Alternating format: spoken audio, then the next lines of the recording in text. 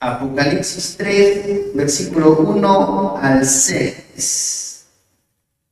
Es el mensaje a una de las 7 iglesias de la antigüedad. Dice el mensaje a Sardes. Vamos a leer en el nombre del Padre, del Hijo y del Espíritu Santo. Escribe al ángel de la iglesia en Sardes, el que tiene los 7 espíritus de Dios y las 7 estrellas, dice esto: yo conozco tus obras, que tienes nombre de que vives y estás muerto. Sé vigilante y afirma las otras cosas que están para morir, porque no he hallado tus obras perfectas delante de Dios. Acuérdate pues de lo que has recibido y oído, y guarda y arrepiéntete, pues si no velas, vendré sobre ti como ladrón, y no sabrás a qué hora vendré a ti. Pero tienes unas pocas personas en Sardis que no han manchado sus vestiduras, y andarán conmigo en vestiduras blancas, porque son dignas. El que venciere será vestido de vestiduras blancas, y no borraré su nombre del libro de la vida. Confesaré su nombre delante de mi Padre y delante de sus ángeles. El que tiene oído, oiga lo que el Espíritu dice a las iglesias. Damos gracias al Señor.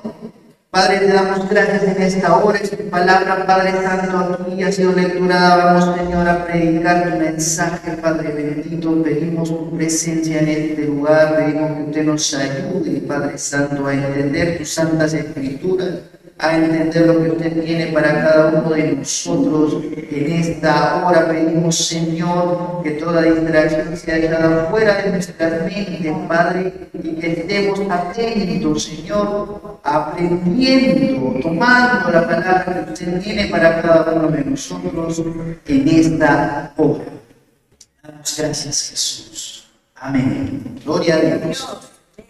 Como el pastor ya lo ha anunciado semana pasada, el día de hoy vamos a parar un poco con nuestro estudio bíblico y vamos a entrar en una serie producto pues de la Reforma Protestante. Amén. Estamos en el mes de la Reforma.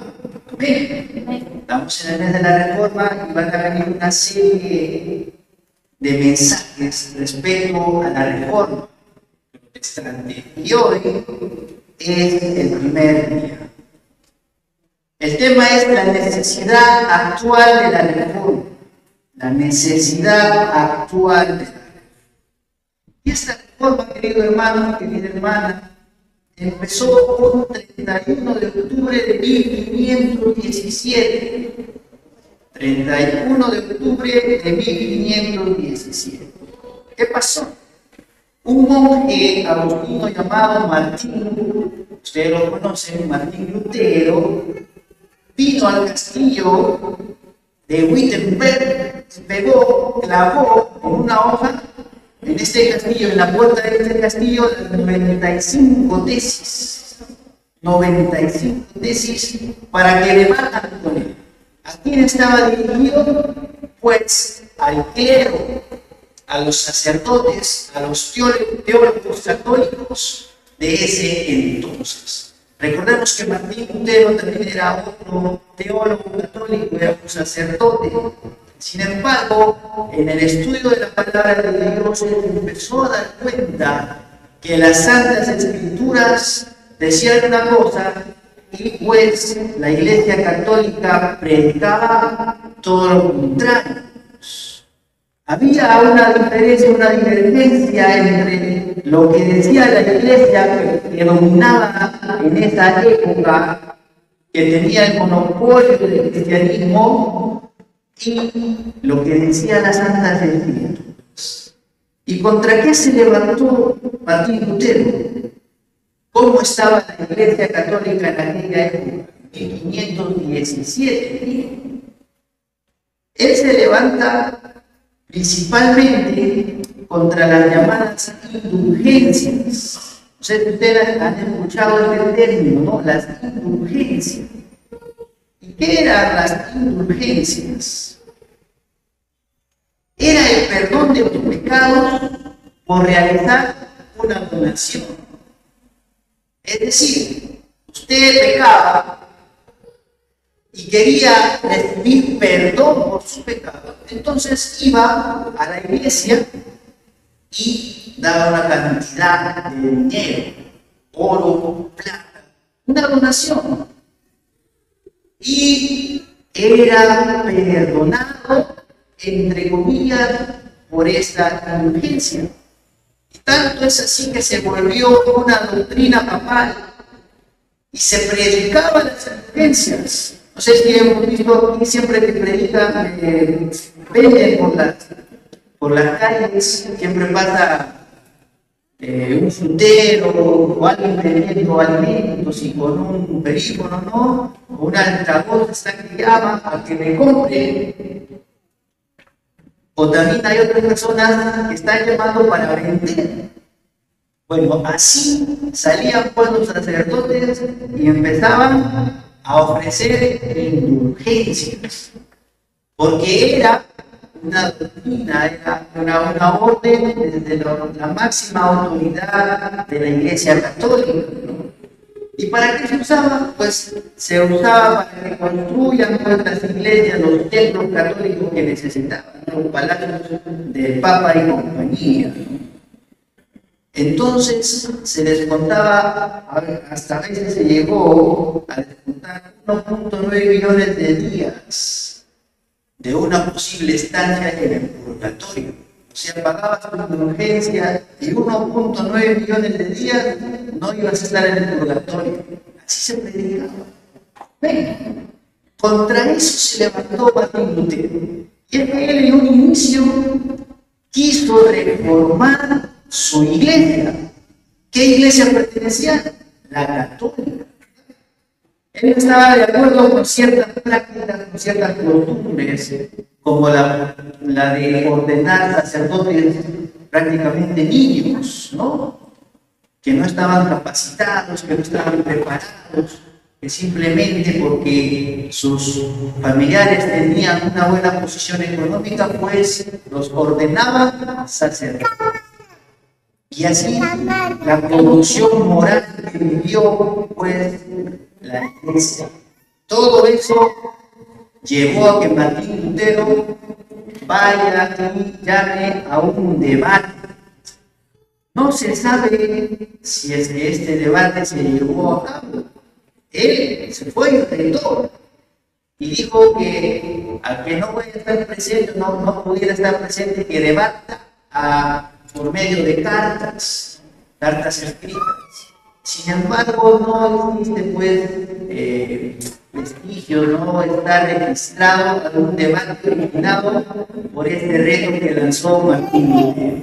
Pero sí sirvió que este deseo que Dios puso en el corazón de este hombre, que en lugar de reformar su iglesia, se convirtió en un movimiento más grande, un movimiento más fuerte.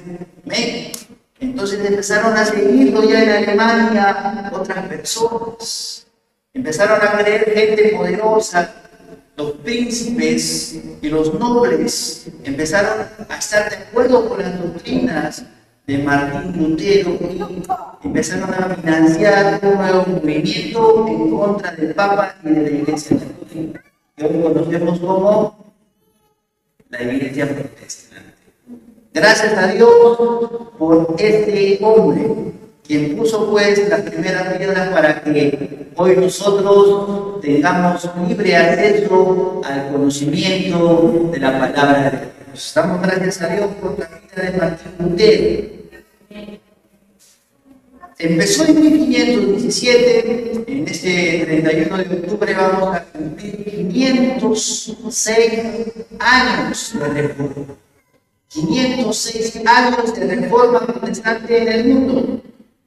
Y aquí en el Perú Se dice que aproximadamente en el siglo XIX, 1820, 1860 aproximadamente, llegaron las primeras misiones protestantes a nuestro país. Es decir, que tenemos poco menos de 200 años de reforma aquí en el Perú. Gracias a Dios por la vida de los misioneros, los metodistas, en primer lugar, luego los bautistas y las asambleas de Dios se establecieron en el territorio y trajeron pues la palabra del Señor. Pero ¿será cierto que ya todo se hizo? ¿Que ya se reformó la iglesia? ¿No será acaso que actualmente también necesitamos de una reforma? A ver, ¿qué cree, hermano? ¿Qué ha pasado actualmente? ¿Cómo está la iglesia protestante en la actualidad? Quiero leerles unas estadísticas de la iglesia, de unos datos de que una sociedad sin fines de lucro realizó un estudio en Estados Unidos. Realizaron unas encuestas para sondear cómo estaba la iglesia protestante. Y los resultados son los siguientes. El 20% de los miembros de una iglesia no ora nunca. El 25% nunca lee la Biblia. El 30% nunca ha asistido a la congregación. El 40% no envía ni entrega ofrendas de ninguna clase. El 50% nunca recibe estudios bíblicos, ni ningún tipo de enseñanza que les pueda hacer crecer o madurar en la fe. El 60%, queridos hermanos, no asiste nunca a las reuniones dominicales, si estas se realizan por la tarde o por la noche. El 75% no se dedica a actividad alguna en la iglesia. El 90% de las familias que se dicen cristianas no celebran ningún tipo de culto o reunión con su propia familia. El 95% de los que se dicen cristianos, que nos decimos cristianos en la iglesia, nunca ha sido capaz de acercar a alguien a Cristo. Solo el 25% de los cristianos que van a la iglesia son los que cuando están en casa hacen oración y estudian la Biblia, mientras que el 33% solo va a la iglesia los domingos y el otro 28% no practica nada de lo que menciona. 3 de cada 5 jóvenes cristianos, es decir, el 59%, se desconectan de la iglesia, ya sea permanentemente o por un largo periodo de tiempo, cuando llegan a los 15 años de edad.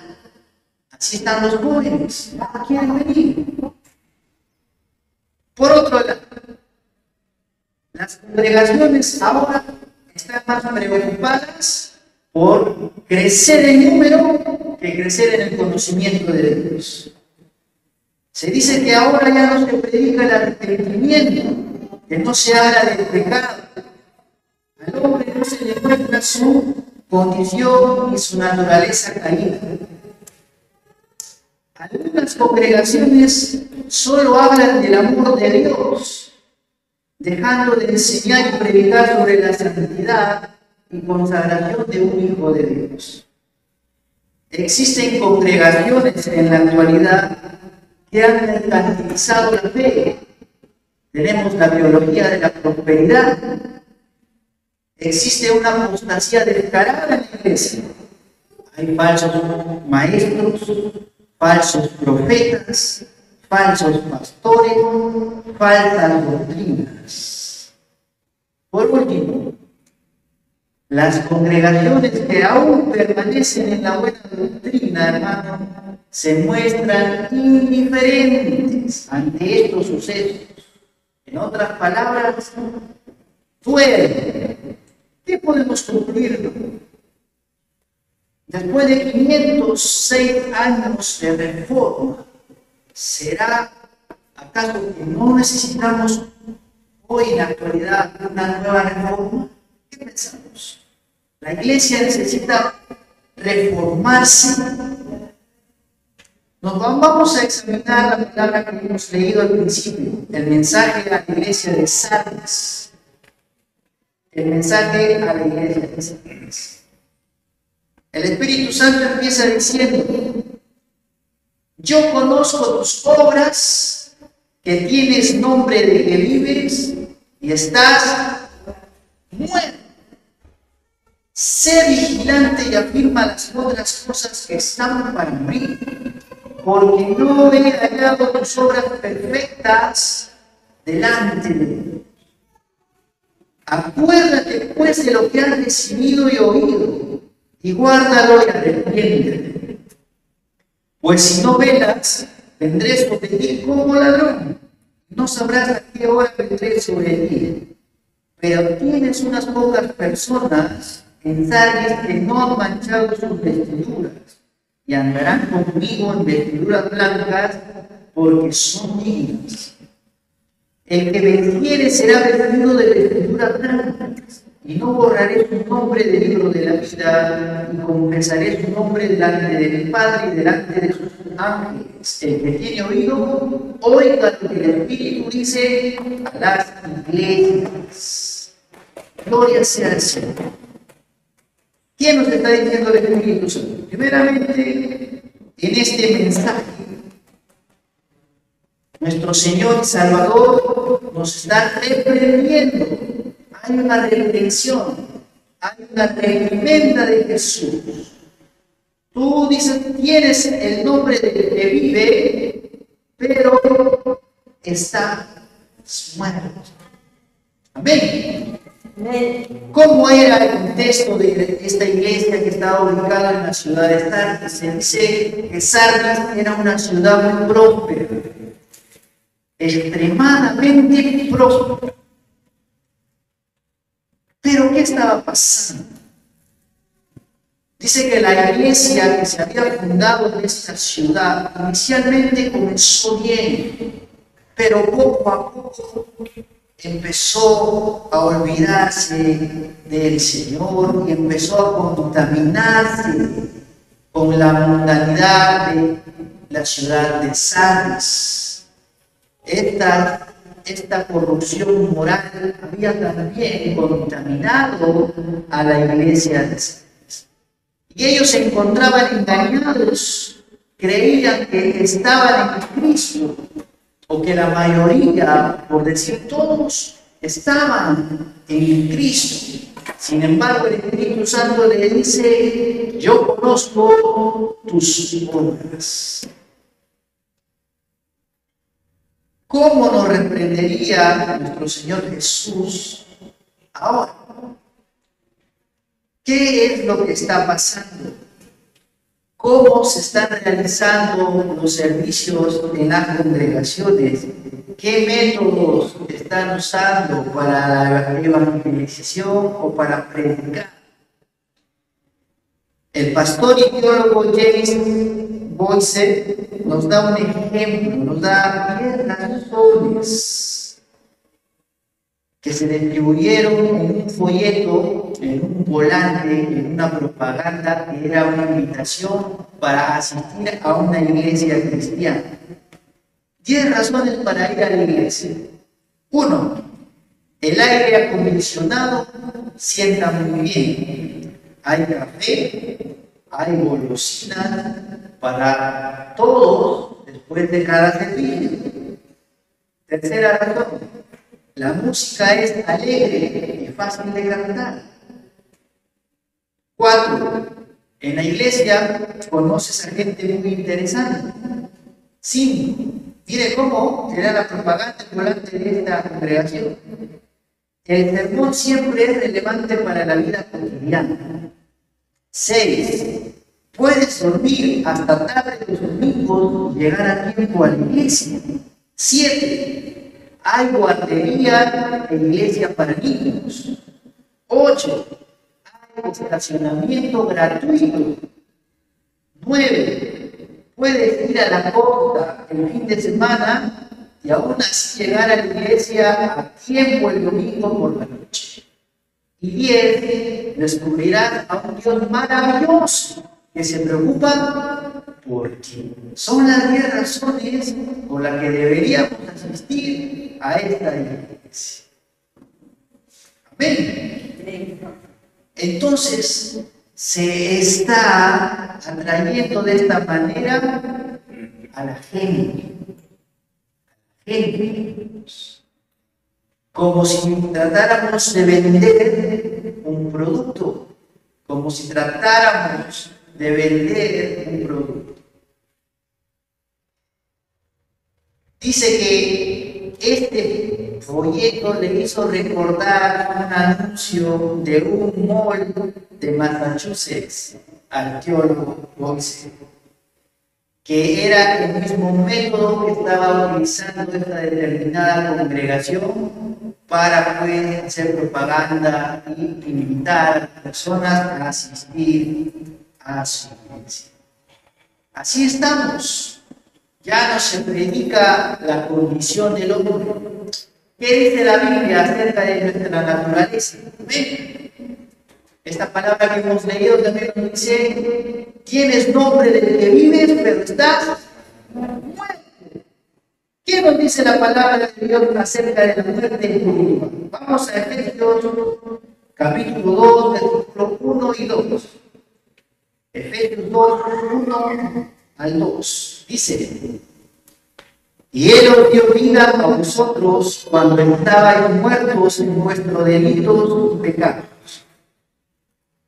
Y Él os dio vida a vosotros cuando estabais muertos en vuestros delitos y pecados, en los cuales anduvisteis en otro tiempo, siguiendo la corriente de este mundo, conforme al príncipe de la potestad del aire, el espíritu que ahora opera en los hijos de desobediencia. Estábamos muertos en nuestros delitos y pecados. Colosenses, capítulo 2, versículo 13. Colosenses 2, versículo 3, dice: y a vosotros, estando muertos en pecados y en la incircuncisión de vuestra carne, os dio vida juntamente con Él, perdonándolos todos los pecados. ¿Cuál era la naturaleza del hombre antes de Cristo? Estaba muerto. El hombre y la mujer de Cristo están muertos.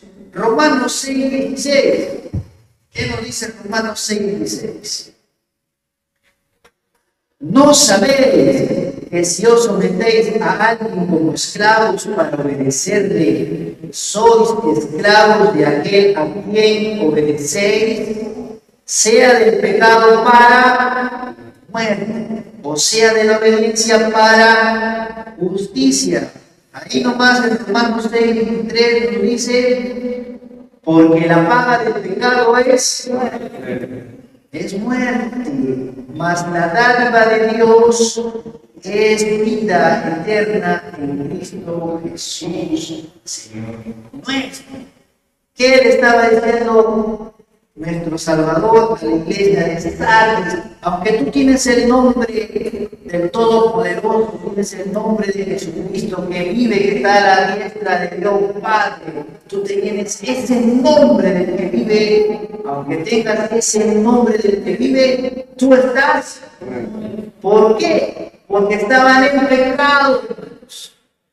Y así la iglesia que de repente se conforma a su naturaleza pecaminosa, está en pecado, está muerta. Está muerta. El pecado que trae la muerte. ¿Cuáles son las señales que nos indican que una iglesia, en lugar de estar viva, en realidad está muerta. Vamos a ver cuándo una iglesia está en peligro. Cuando se contenta con dormirse los laureles del pasado. ¡Wow! Hace tiempo hemos tenido tanto éxito, hemos hecho tales obras en el antaño, ¿no? Las obras antiguas, las primeras, ¿no? Cuando está más preocupada por las formas litúrgicas que por la realidad espiritual. Cuando solo se enfoca en curar males sociales en lugar de cambiar los corazones de las personas a través de la predicación del Evangelio. Cuando está más preocupada por las cosas materiales que por las espirituales. Una iglesia está muerta o está en peligro de morir cuando está más preocupada por lo que piensan los hombres que por lo que dijo Dios. Entonces ya no se predica porque se tiene reparo de que no se ofenda la congregación. Cuando está más enamorada de credos doctrinales y sistemas de teología que de la palabra de Dios, o cuando pierde la convicción de que cada palabra de la Biblia es la palabra de Dios mismo. No importa cuál sea su asistencia, no importa cuán impresionantes y grandes sean sus edificios, no importa cuál sea su estatus en la comunidad, tal iglesia que presenta estas características ha negado la única fuente de vida espiritual. Por lo tanto, está muerta. Y así estaba la iglesia de Sardis. Ellos creían que vivían, pero en realidad estaban muertos. Pero nuestro amado Señor, en su infinita misericordia, no nos deja en esta condición, ¿verdad? Él propone también la solución. Él propone también el remedio. Y lo encontramos en los versículos 2 y 3 de Apocalipsis 3. Primero, la iglesia de Sardis necesitaba despertar. La iglesia de Sardis necesitaba despertar, estaba dormida, estaba adormecida, se había dormido en sus laureles, en sus éxitos de antaño y estaba pues a punto de morir. Vamos a Efesios capítulo 5, versículos 14 y 20 al 20. Efesios 5, 14 al 20. Por lo cual dice: despiértate tú que duermes, y levántate de los muertos, y te alumbrará Cristo. Mirad pues con diligencia cómo andéis, no como necios, sino como sabios, aprovechando bien el tiempo, porque los días son malos. Por tanto, no seáis insensatos, sino entendidos de cuál sea la voluntad del Señor. No os embriaguéis con vino, en el cual hay disolución, antes bien, sed llenos del Espíritu, hablando entre ustedes con salmos, con himnos, con cánticos espirituales, cantando y alabando al Señor en vuestros corazones, dando siempre gracias por todo al Dios Padre, en el nombre de nuestro Señor Jesucristo. Despiértate tú que duermes, levántate de los muertos y te alumbrará Cristo, hermanos. Eso nos dice Efesios. Entonces, como la iglesia somos cada uno de nosotros tenemos que examinarnos a la luz de la palabra de Dios. Y si hemos perdido esto que acaba de describir la palabra de Dios, entonces estamos dormidos, queridos hermanos. Si tú vienes a la congregación y ya no tienes ganas de orar, ya no oras como antes, en medio de la alabanza ya no sientes la presencia del Señor, ya no cantas porque te da noche que te escuche desafinado el hermano o la hermana de lado, ya no quieres cantar, no quieres aplaudir, ya no quieres alabar.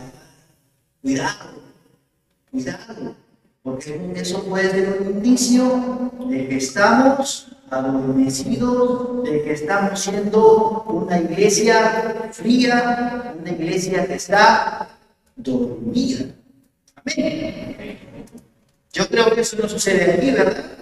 Aquí venimos con entusiasmo, venimos a la paz, levantamos nuestras manos, levantamos nuestra voz, oramos al que vive por los siglos de los siglos, ¿verdad? Eso no sucede aquí. Gloria sea al Señor. Gracias, Jesús. Él nos dice también, no se embriaguen, no se embriaguen.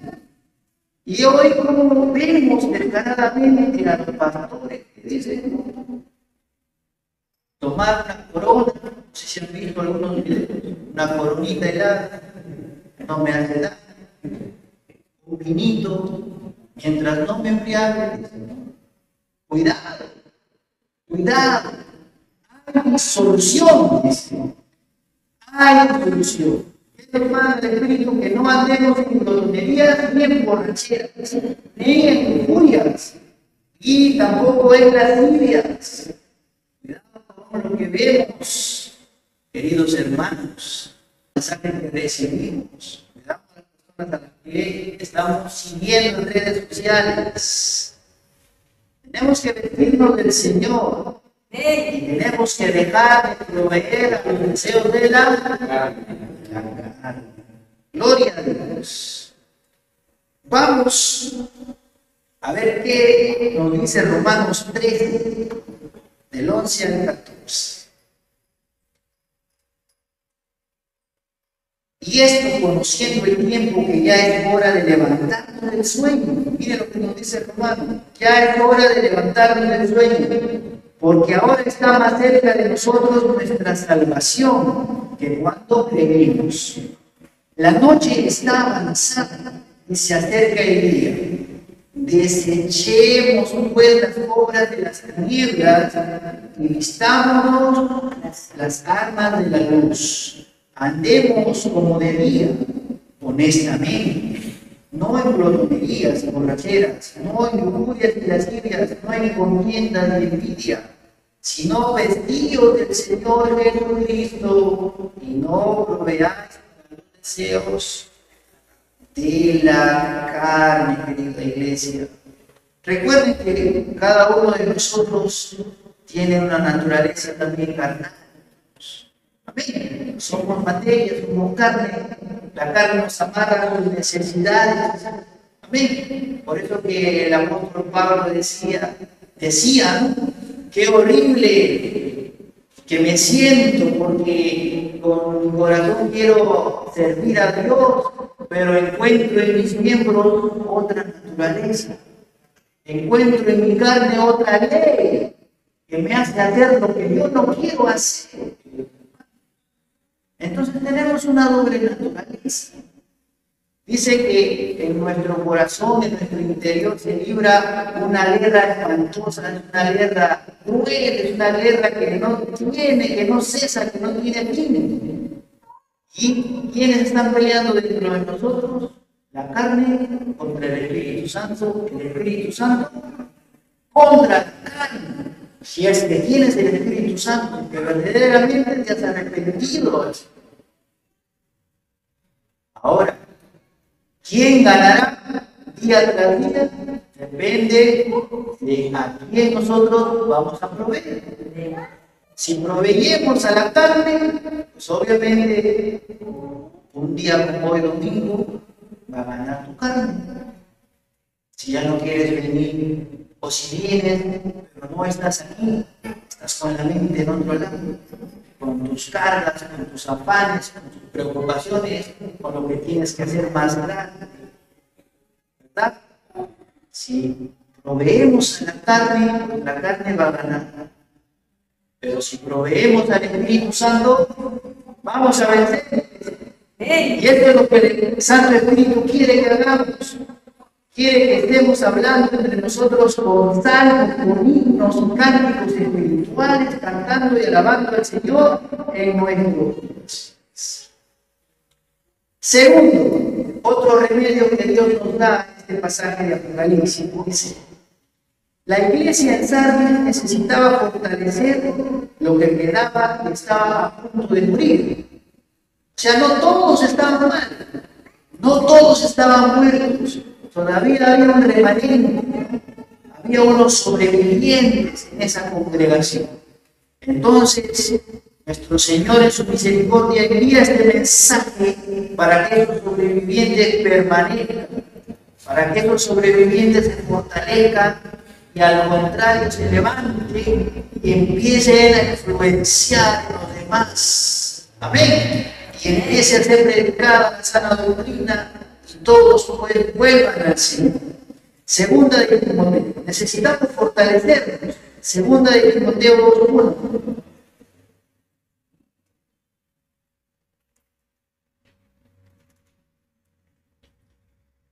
Tú pues, hijo mío, esfuérzate en la gracia que es en Cristo Jesús. Esfuérzate. Segunda de Tesalonicenses 3:3. Dice, pero fiel es el Señor que os afirmará y guardará del mal. Efesios 6:10. Por lo demás, hermanos míos, fortaleceos en el Señor y en el poder de su fuerza. La iglesia en Sardis en aquel tiempo necesitaba fortalecerse. ¿Cómo nos fortalecemos los cristianos? ¿Cómo es que tenemos nuevas fuerzas? ¿Qué tenemos que hacer? Recordemos el versículo, el pasaje bíblico en Filipenses 4:13 que dice: todo lo puedo en Cristo que me fortalece. A contrario, senso o razonamiento al contrario, ¿cómo sería? Nada lo puedo sin Cristo, ¿verdad? Nada puedo hacer sin Cristo. Entonces, si queremos fortalecer nuestra iglesia, tenemos que venir al Señor. Y eso será una vez a la semana. Eso será los días del Señor. Los domingos, sí. Los domingos no me lo pierdo. De lunes a sábado no abro la Biblia en casa, no escucho ninguna prédica. Solo oro cuando doy gracias al Señor por los alimentos.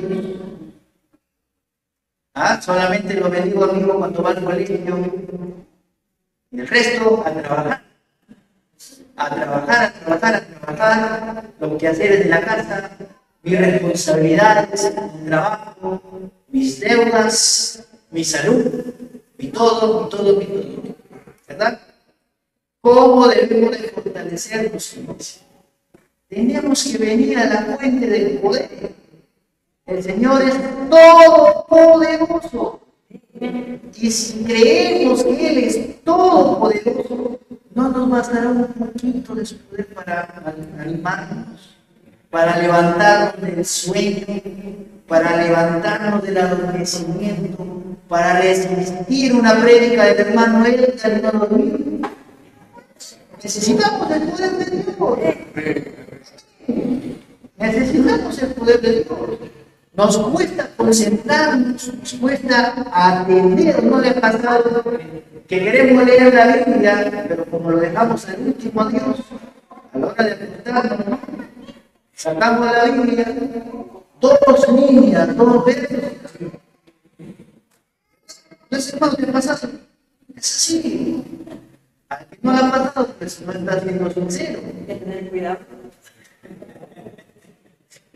Gloria sea al Señor. Debemos de fortalecer. Pero si fuera el celular, ¿no? Si fuera las redes sociales, si fuera el TikTok, los Instagram, ¿no? Los reels. Estamos reels tras reels. 2, 3 horas ahí. Nos damos cuenta, 1, 2 de la mañana. ¡Wow! Como el enemigo tiene adormecida a los hijos de Dios. Despojémonos de eso, queridos hermanos. Vengamos a la fuente del poder. ¿O no creemos que Él tiene el poder para liberar? Si Él tiene el poder para liberar, tú me salvas. Señor. Gracias.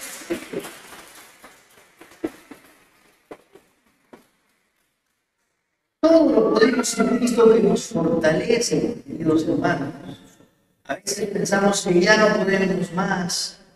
Dice la palabra de Dios que Él da fuerzas al cansado y al que no tiene ninguna.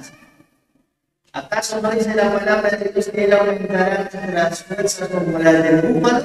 ¿Y cómo es el búfalo? Llegaste como mi hermano Ángel, ¿no? Hay que te vista un búfalo. Y hay que te vista el hermano Ángel. Así tenemos que fortalecernos. Tenemos que desplegar nuestras alas como las águilas. Dice que vamos a correr, no nos vamos a cansar, vamos a caminar y no vamos a tropezar, pero tenemos que fortalecernos en el Señor y no es fácil fortalecernos, querida iglesia. Fácil es dormir, fácil es ver el celular, leer la palabra de Dios no es fácil. Cuando tú quieres hacerlo, miles de excusas te salen contra ti. Se te enferma el hijo, hay un problema, algo se quebró en la cocina, etcétera, etcétera, pierdes el trabajo, te llamó el jefe, etcétera, etcétera. Hay oposición, porque al enemigo no le conviene una iglesia que esté llena del poder de Dios. Al enemigo lo que le conviene es que tú estés paralizado, que no prediques la palabra del Señor, que no le hables a tu vecino, que no le hables a tus hijos, a tus hijas de Él, que no prediques la palabra de Dios a tus familiares, que en el trabajo nadie se entere que eres cristiano. Eso le conviene al enemigo. Él es tu adversario, para eso despliega su arsenal, para que usted y yo estemos endurecidos. Y todos tenemos que luchar con eso día tras día. Pero en el nombre de Jesús somos más que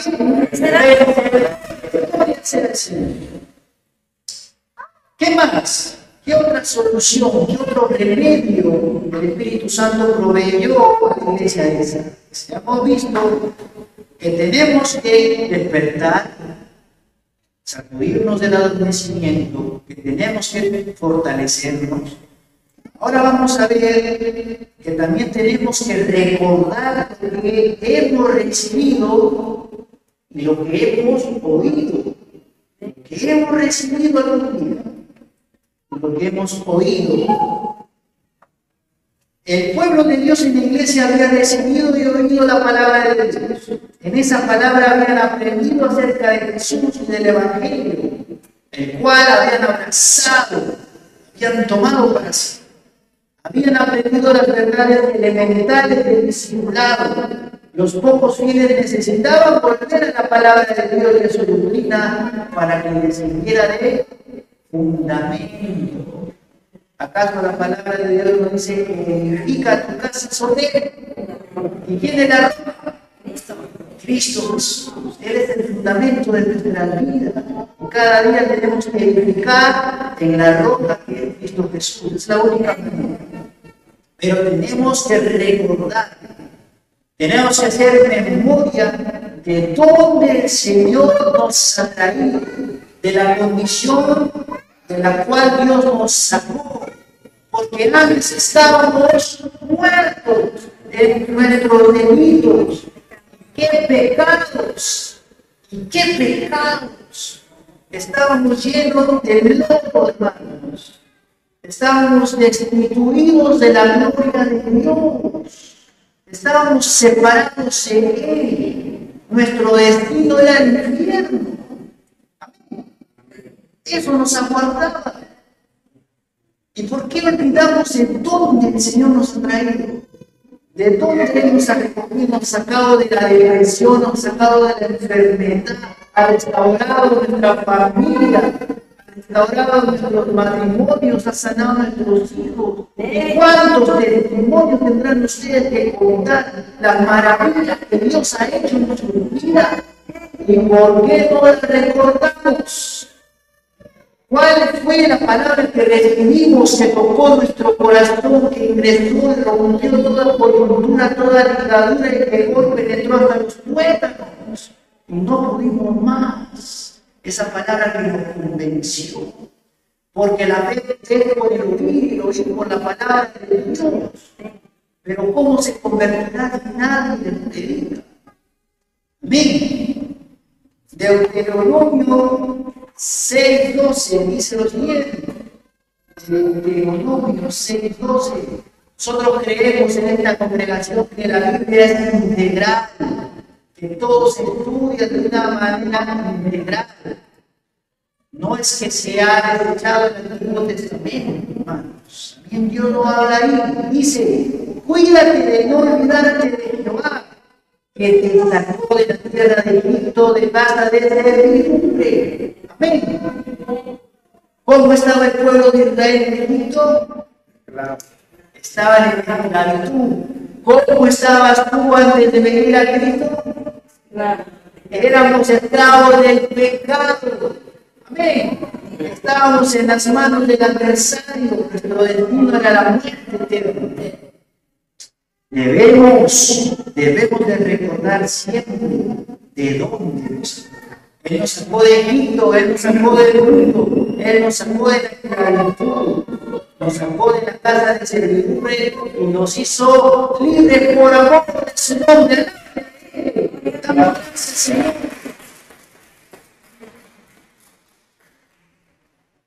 gracias, Señor. Aparte de recordar lo que Dios hizo por nosotros, también tenemos que retener lo que hemos recibido.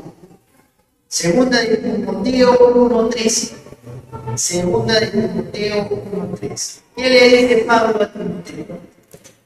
Retén la forma de las sanas palabras que de mí oíste, en la fe y amor que es en Cristo Jesús.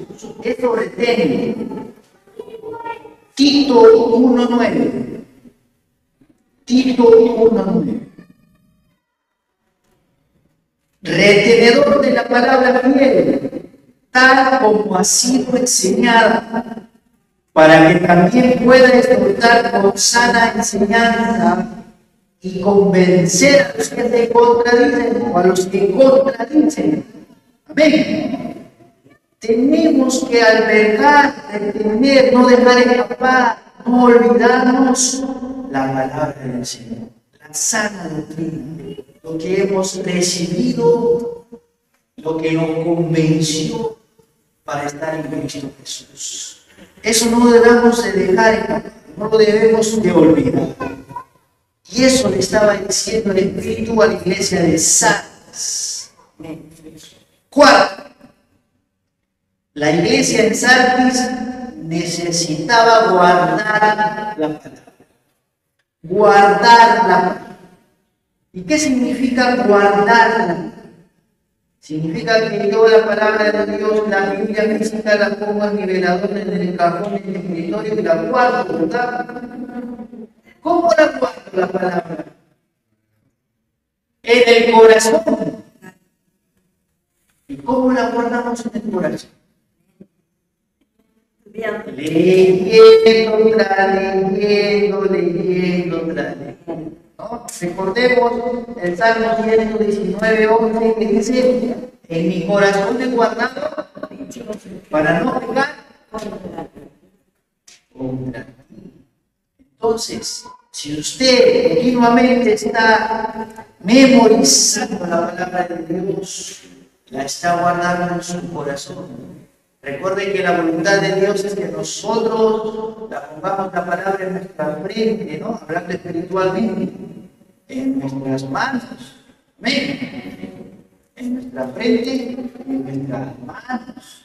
Allí dice que debemos de andar dada la palabra de Dios para que de tal manera que a donde quiera que vayamos, vaya la palabra con nosotros. Amén. Por eso es que se dice que cuando venga el anticristo, ¿qué va a hacer? Va a marcar a sus hijos, a sus seguidores, a sus fans, a sus seguidores en Instagram. ¿Los va a marcar dónde? En la frente. ¿Eso qué quiere decir, querida iglesia? Eso quiere decir que ellos van a albergar su doctrina apóstata, la van a llevar en su frente y la van a llevar en sus manos. Y dice que él se va a levantar contra todo tipo de religión. Amén. Y él se va a proclamar a sí mismo Dios en esta tierra.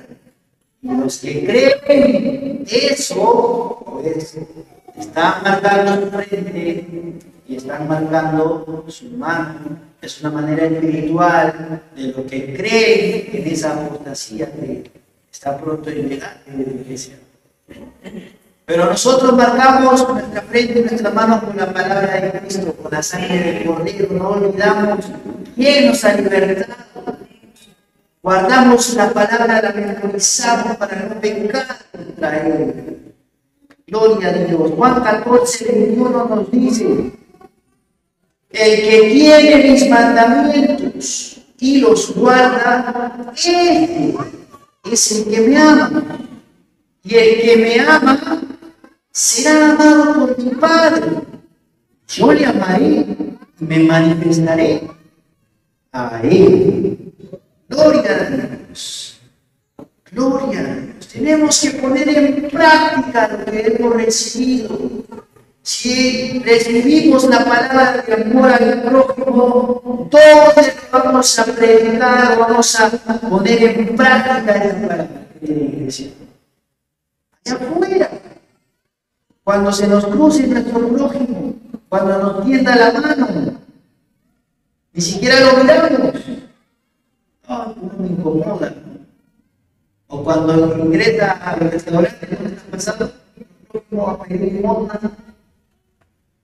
¿Cómo no nos dejan comer en paz? Pero acá le damos una palabra de aliento, lo bendecimos. Gloria sea al Señor. Tenemos que poner en práctica, guardar la palabra del Señor. Quinto, la iglesia en Sardis necesitaba arrepentirse, necesitaba pedir el perdón de Dios y volverse de su estado de muerte. ¿Cuántos creen que Jesús es capaz de dar vida a los huesos secos? De levantarnos de la muerte espiritual. Gloria a Dios. La iglesia en Sardis necesitaba arrepentirse. ¿Y qué nos dice la palabra de Dios acerca del arrepentimiento? Segunda de Crónicas 7:14 nos dice, es un versículo que lo escuchamos muy seguido, siempre lo leemos: si se humillare el pueblo por el cual hemos invocado y orare, invocar en mi rostro, y se convirtieren de sus malos caminos, entonces yo oiré desde los cielos y perdonaré sus pecados y sanaré su tierra. Pero ¿qué debe de hacer el pueblo? Humillarse, invocar el nombre del Señor, orar el rostro y convertirse de los malos caminos. Gloria a Dios. Hechos 3:19. Hechos 3:19 dice: así que arrepentidos y convertidos para que sean borrados vuestros pecados, para que vengan de la presencia del Señor tiempos de refrigerio. Así que arrepentidos, o sea, arrepiéntanse y conviértanse. Mateo 3:8, palabra del mismo Jesús: haced pues frutos dignos de arrepentimiento.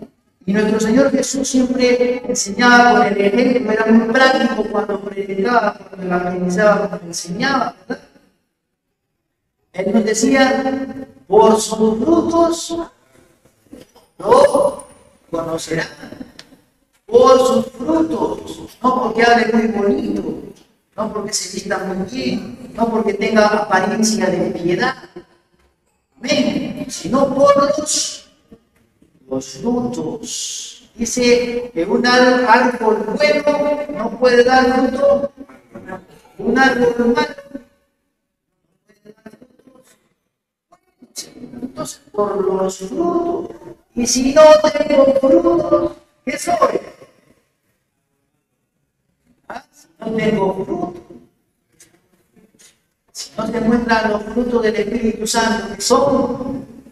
¿Cuáles son? Gozo, paz, amor, fe, paciencia. Vayan tachando,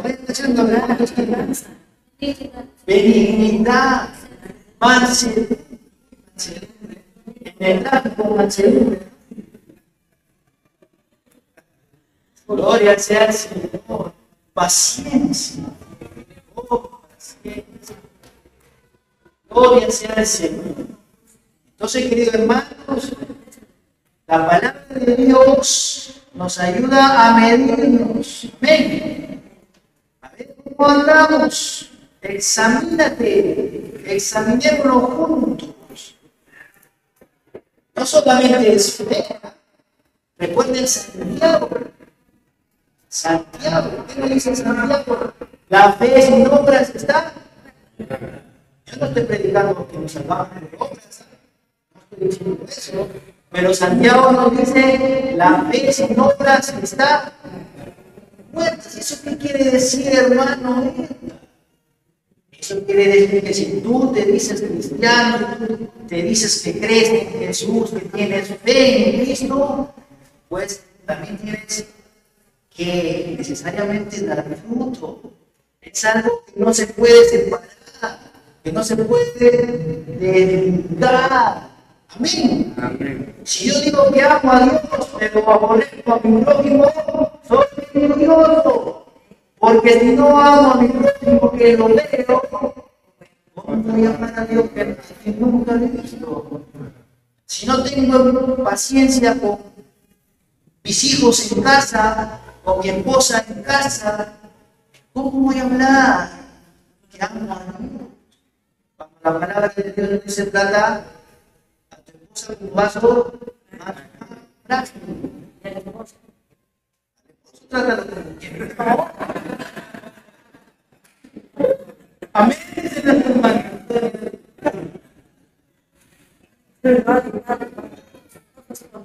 Amén. Sí. Tienen que respetar al esposo. Gloria a Dios. Y a los hijos, que no los traigamos a la desesperación, no exasperemos a los hijos. Tratemos con amor. En nuestra casa empieza nuestro ministerio en la iglesia. Amén. A veces queremos ir y ganar a las naciones, pero en casa no creen ni el gato en nosotros, ni el gato. Gloria sea al Señor. Ahí está nuestro ministerio. Gloria a Dios. Mateo 3:8. Hacer pues frutos dignos de arrepentimiento. Entonces los frutos es algo natural de nuestra fe. Gloria a Dios. Gloria a Dios. Va a producir. Es como que nosotros ahorita enterramos una semilla de un frijol y van a hacer una bonita. Así, si tenemos fe en nuestro corazón, pues vamos a dar fruto bueno. De repente voy a estar siempre gozoso, no tanto de gozo. Tienen con mi sonrisa de oreja a oreja. ¡Wow! Hermano, siempre está feliz. No, tiene el fruto del gozo. Amén. Gloria a Dios. Gloria sea al Señor. Hay paciencia ya consigo. Ya el Espíritu Santo está trabajando en mí. Hay benignidad. Me compadezco de mi prójimo. Estoy proveyendo si puedo proveer. ¿No? Porque dice la palabra de Dios que si tú tienes la posibilidad de ayudar y no lo haces, pues allí estás fallándole a Dios. Gloria a Dios. Mateo 4:17. Desde entonces comenzó Jesús a predicar y a decir: arrepentíos, porque el reino de los cielos se ha acercado. Gloria a Dios, Apocalipsis 3:19, miren lo que nos dice el Señor: yo reprendo y castigo a todo lo que amo. Yo reprendo y castigo a todo lo que amo. Sé pues celoso y arrepiéntete. Gloria a Dios. Por eso existe la disciplina del Señor. Y Pablo nos dice: ay de aquel que cae en las manos del Dios vivo. La disciplina del Señor no es para el incrédulo, es para sus hijos. Porque el Padre al hijo que ama lo reprende, lo disciplina. Si tú no amas a tu hijo, pues lo dejas ahí en su condición, ¿no? Y así se va a perder. Pero si lo amas, lo vas a corregir. Si ves que ya de repente llegó del jardín con un objeto que no le pertenece, un juguete ajeno, ¿qué vas a hacer? Tienes que corregir esa conducta. Enseñar a respetar la propiedad ajena, querido hermano. Tenemos que corregir a nuestros hijos. Y así, si nosotros siendo malos, tratamos de hacer eso, imagínense nuestro Padre que es tan bueno y misericordioso, lento para la ira, pero grande en misericordia. Él, aunque nos duela, por eso a veces tenemos que agradecer al Señor por las pruebas. Porque cuando somos metidos en el fuego, ahí se nos caen todas las impurezas. Sentimos de repente que morimos, pero en realidad estamos saliendo resplandecientes, tal como Padre quiere que nosotros seamos. Damos gracias al Señor porque nos disciplina. Gracias, Padre. Arrepiéntete, dice, que era el mensaje a la iglesia de Sardes. ¿Y cuál es la recompensa que Jesús promete? ¿Cuál es la recompensa? Encontramos en Apocalipsis 3, versículos 4 al 6. Vamos a observar cuál es la recompensa. Jesús prometió 3 cosas a los que permanecen fieles y a los que vencen. Primero, Jesús prometió que el que venza será vestido con vestiduras blancas. Y estas vestiduras son prometidas a los fieles de Cristo. ¿Qué simbolizan? Simbolizan pureza. Amén.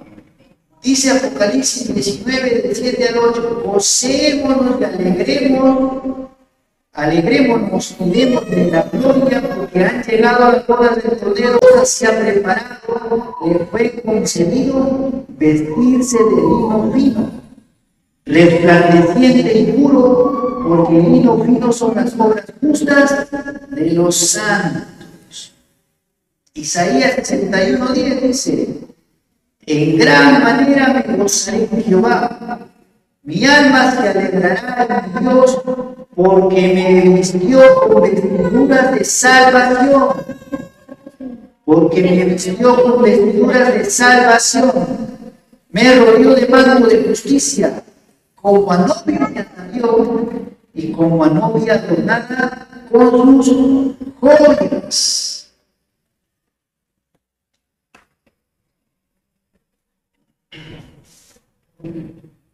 Recordemos la parábola del hijo pródigo, ¿verdad? El muchacho, hijo de padre de familia, pide su herencia, se la dan y se va fuera de la protección del padre. ¿Y a dónde se va? Pues a gastar su herencia con quiénes. ¿Con quién más?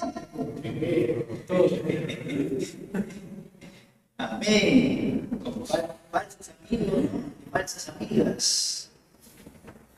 De pronto gastó todo, no tenía que comer y terminó comiendo. ¿Qué comida? Apacentando cerdos y comiendo de la comida de los cerdos. Miren, tenía la condición de hijo, pero pidió su herencia y la madre gastó. Y ahí en esa condición rememora él y dice: aún Los esclavos de mi padre tienen mejor comida que yo. Los que no son hijos, no los esclavos, tienen mejor comida en sus mesas. Yo estoy aquí que como comida de cerdos. Volveré pues entonces. Gloria a Dios.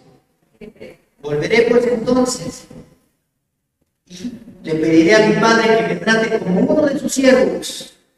Eso nada más que me contrate como uno de sus siervos, porque quiero comer como ellos. ¿Qué sucedió? Que dice la Escritura que cuando él vuelve, su padre lo divisa, ¿no? Lo divisa de lejos, lo reconoce y va, manda que lo traigan y manda a su siervo que lo limpie y que le pongan vestiduras. Vestido nuevo, gloria a Dios. Y además de eso, ¿qué le pone? Joyas, gloria a Dios. Así es nuestro Padre. Este amor tiene para con nosotros. Dice que Él continuamente nos está llamando. Por eso la palabra de Dios dice: buscad a Jehová mientras pueda ser hallado. Y este es el tiempo en que tenemos que volvernos a Él. Él no nos va a vivir juicio. Si somos sinceros ante Él, si venimos con un corazón arrepentido, porque tenemos de repente un adormecimiento espiritual, porque ya nuestras obras actuales ya no son como las primeras obras. Como se dice, se ha olvidado el primer amor. Entonces tenemos que volver a la fuente, volver a nuestro Padre. Él nos va a limpiar. Él nos ha prometido vestidura blanca, un manto de justicia. Gloria sea el Señor. Encima nos da un anillo, y el anillo significaba una señal, querido hermano, querida hermana. Aquel varón que portaba un anillo era identificado como hijo de su padre, es decir, que te marca el Señor para que todos sepan que eres suyo, que somos de Él. Gloria a Dios. En segundo lugar, Jesús prometió que nunca borrará su nombre del libro de la vida. Gloria a Dios. Nunca borraré su nombre del libro de la vida. Hay un libro de la vida en el cielo y todos los verdaderos creyentes tienen su nombre escrito en ese libro. Pues Jesús prometió que ese nombre no será borrado y esa es la esperanza y seguridad de todo verdadero cristiano. Gloria a Dios. Lucas 10:20 nos dice, Lucas 10:20, sin embargo, no os regocijéis en esto, de que los espíritus se os sometan, sino regocijaos de que vuestros nombres están escritos en los cielos. Hebreos 12:22 al 23. Vosotros, en cambio, os habéis acercado al monte de Sión y a la ciudad de Dios vivo, la Jerusalén celestial, y a millares de ángeles, a millones de ángeles, a la Asamblea General, a la Iglesia de los primogénitos que están inscritos en los cielos, y a Dios, el juez de todos, y a los espíritus de los justos hechos ya perfectos. De esa manera nuestros nombres están inscritos en el libro de la vida. Cuando nos arrepentimos, cuando nuestro corazón es convertido, en ese momento nuestros nombres están escritos en ese libro. Y la promesa de Dios es que no se borrarán esos nombres. Yo no sé usted, pero yo quiero alabar a Dios por eso. Amén. Alabemos al Señor, damos gracias a Jesús, porque usted ha escrito nuestros nombres en el libro de la vida. Gracias a Jesús. En tercer lugar, Jesús prometió que confesará su nombre ante su Padre y ante sus ángeles. Mateo 10:32 dice también: así que todo el que me confiese delante de los hombres, yo también le confesaré delante de mi Padre, que está en los cielos. Jesús afirmó de la manera más contundente que presentará a todos los creyentes ante su Padre celestial. Gloria a Dios. Todo el que confiese el nombre del Señor, pues su nombre de usted también será confesado ante el Padre y ante los ángeles de Dios. Damos gracias, Señor. Voy a pedir que se ponga en pie y yo también al equipo de alabanza que ya vaya pasando.